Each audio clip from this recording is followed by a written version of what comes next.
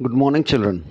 I welcome you all in the second session of Speaking English, and specifically, we are focusing on speaking clearly and activities for improving English pronunciation.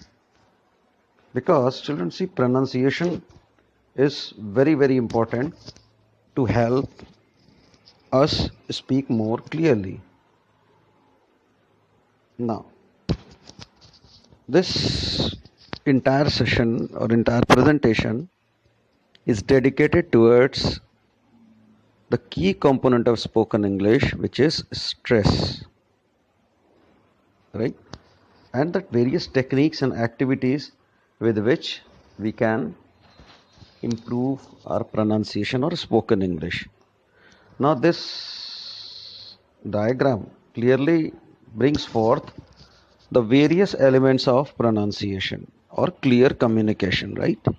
Like intonation, rhythm, thought groups, stress, linking, suprasegmentals, vowels, consonants, segmentals, and how these are related we will be seeing later on, right?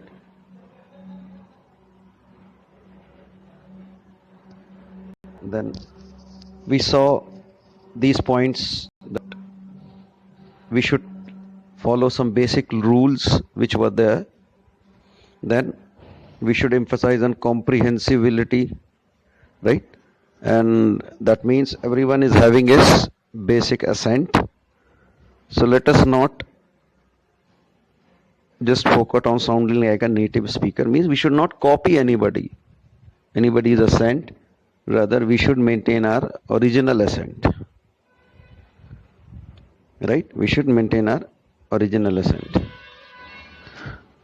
So, we should start orally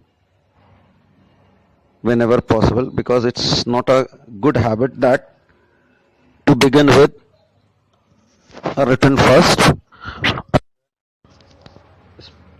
going to spoken English. It's a very, very bad tendency which we tend to follow.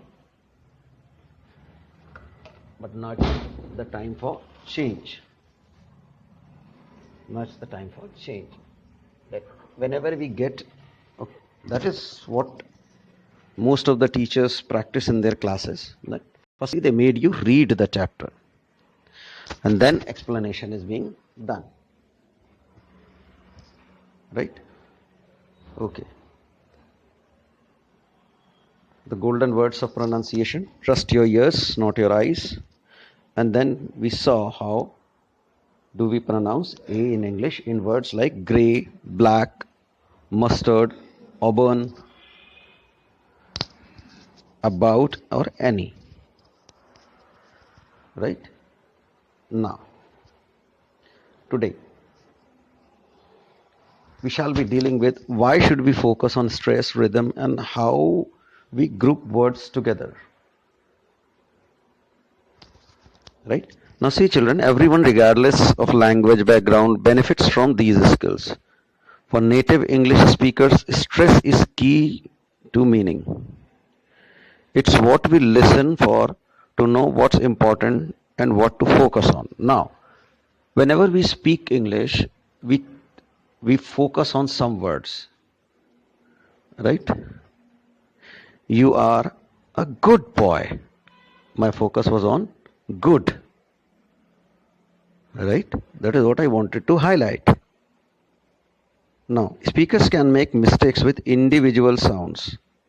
The troublesome th, for example, or I versus R, and still be understood if it's correct.